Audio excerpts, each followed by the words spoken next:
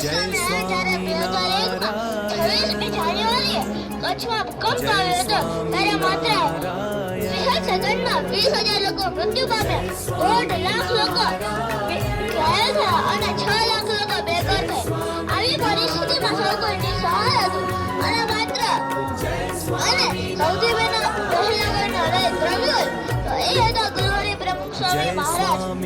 અને માત્ર 40 મિનિટ બાદ વીઆઈપી રથના 6,000 સ્વયંસેવકો ત્યાં સેવા માટે હાજર હતા અને આ સેવા 6,000 સ્વયંસેવકો દ્વારા સતત 45 દિવસ સુધી શરૂ રહી અને સમગ્ર દિવસનું ગરમ ભોજન ની વ્યવસ્થા વીઆઈપી સંસ્થાએ કરી હતી.